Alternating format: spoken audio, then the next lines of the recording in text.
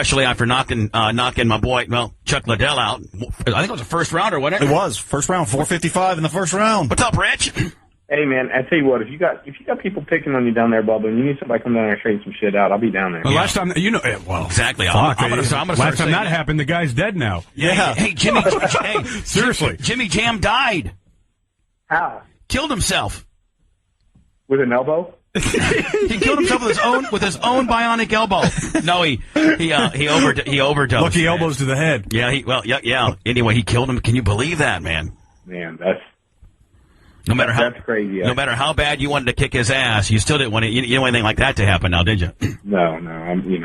Look at Rich. He's even taking. Not even something I should really joke around about, I guess. No. He was going through some tough times, and Jimmy, we loved him, but Jimmy God, I don't know what to say, Brent. He just needed to calm the fuck down a little bit. That's the whole kit and caboodle. He needed to calm the fuck down. Exactly. If I was like if I was like a doctor, I'd be like, calm. I don't know if this is a diagnosis or not, but calm the fuck down, kid. What he did with Rich in here, he's like, I'll wait outside and fight him. That's like, Why did we let it happen? That's like, you got Shaquille O'Neal in here. You're interviewing him. I was like, I can't wait to take him outside and play him in basketball. Come on. Exactly. Did he leave a note or anything? Yeah, I don't know. I don't know the ins and outs of it too much, about it, but he had kids, and that sucks. Yeah. Oh, really? So let's talk about the Liddell deal, man. I didn't get a chance to watch it. I think Brent and Spice saw it. And was it even going into two before you caught him?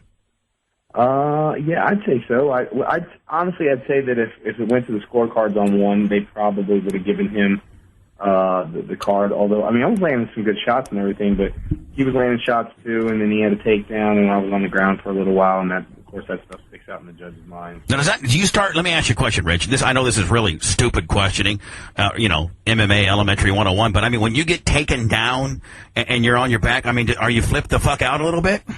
No, because I'll tell you what, if you've ever seen me fight, when I hit my back anymore, I'm to the point now where I know that there really is nobody in the league that can just hold me down for 3 rounds.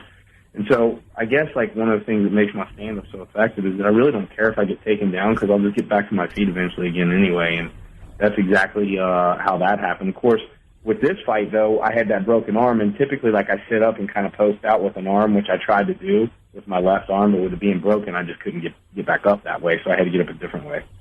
Now, what is this? Is this done for Chuck, you think?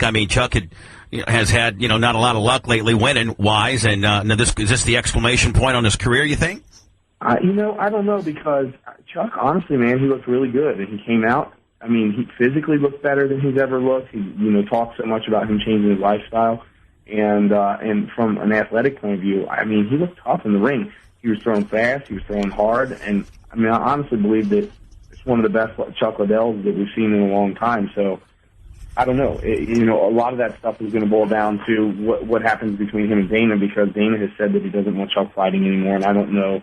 Of course, he said that before my fight and all that kind of stuff, but I don't know. And they're obviously not going to let Chuck go fight somewhere else for a different organization. So I'm sure that they'll have talks and all that kind of stuff. I don't know what Chuck is thinking. How about Fedor getting knocked out? Dude, don't you believe that? That was, I hate to say it, but that was awesome, man. I got tapped. Well, I think it was awesome because I think it kind of reset everybody by saying, everybody chill the fuck out now. Okay, everybody, this guy isn't super fucking man, isn't Godzilla. The guy's beatable. And I don't know a lot about the sport. I keep up a little bit, but by a lot of people's standards, he wasn't a big name. Yeah. Well, and that's the thing. He's got kind of like one of his cultic followings, and he's a great fighter. There's nothing about that, but it just goes to show that on any given day, anybody can lose, and it knocks knocks that pedestal right out from underneath you. So, and first of all, he's a dumbass because I don't know if the money's there now. The Brock Lesnar, Fedor fight, it was there prior to him getting caught. Dana offered it to him. Dana offered him, probably would have been one of the biggest paydays ever. And whoever, strong arms him, full Russian mafia style, made him do whatever. And he probably, not that it means a lot to him, but he probably left a lot of money on the table because, that money's not there now, is it, Rich? No, I would imagine not. And because the whole mystique of that has gone away. Of course, honestly, Fedor's only a fight or two away from bringing that mystique back. So, anything can happen in the future. But yeah, that fight not getting signed I'm sure it wasn't Fedor. There was the puppet masters behind it and all that kind of stuff, Now, what do you There were a a lot of stipulations other than just money that came along with that. What do you got next going on for you fight wise? I know that you got some stuff we want to talk about with regards to your foundation and breast cancer, but prior to all that, what do you got? What are you looking ahead towards? I don't know, because my arm I broke, for listeners that didn't see the fight, I broke the ulna in the forearm. There are two bones, the radius and the ulna, and I broke the ulna. And I don't know how long this thing is going to take to heal. The cast that I had on my arm, which we'll talk about in a minute, was up to almost my shoulder, like above the elbow to mid-bicep, and I just got that cut off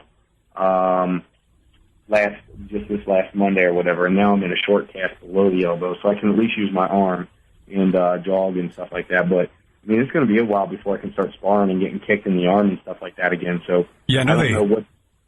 Go ahead. I'm sorry. I know they call that injury you got a nightstick injury because, a lot of times when the cops beat the people with the nightsticks, they raise up their arm right there, and that's literally where the bone gets clipped on. But, I mean, in the midst of a fight, when you have an injury like that, how bad does it hurt?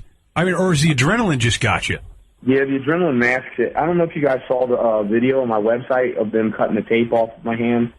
In the locker room afterwards. It's about a minute and a half video of them cutting the tape off, because the tape, when you tape my hand, the tape comes down onto the wrist, and it comes about 2 inches down onto the wrist. Well, the break in the forearm there is about 3 inches down from the wrist. So the tape is almost like right over top of it, and they're trying to shove scissors down underneath the tape, and it's moving the bone around. Oh. And it hurt pretty bad in the locker room.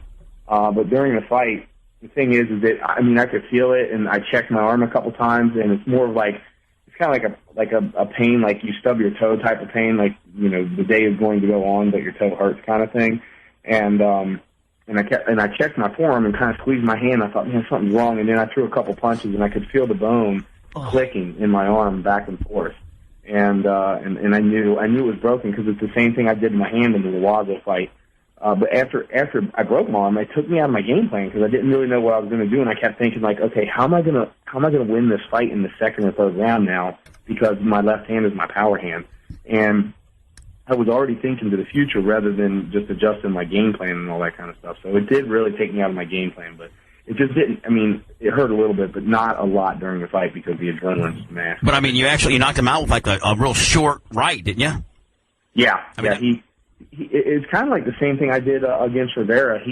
Chuck thought he had me hurt, and he started stepping in big with his punches, which I've seen him do on tape many times, and he leaves himself open, and he just overcommits on some things, and I step back and then dumped like an overhand right, kind of a lead hook or whatever, and turned into it, and it was just a short little punch, but he was coming into it, and it caught flush right in the right spot. I mean, thank God, because, I mean, you probably would have been consumed with that broken arm the entire time, and you said you're already freaked out about it, were you not? Yeah, well, it just freaked out, no, but wondering how I was going to be able to win the fight. I'm already in my head trying to figure that out, and I can't, nothing was coming to mind, because when I was taken down, I couldn't use the arm to post back up. I wasn't really, even though I was throwing punches still with it. I think one of my friends told me, after you broke your arm in the fight, you throw 15 or 16 more punches with the left hand. And so I was still punching with it, but I don't know how much heat I actually had on those punches, if they had the ability to actually knock somebody out. Now, if it went between rounds there, and you're sitting there, and you're taking a look at your arm, and your corner's taking a look at your arm, anything like that goes on, will the docs come up to you and go, okay, what's going on here, and check to see if there's a broken bone, and if there is, will they stop it? Well, I wouldn't let the docs know that I had a broken arm.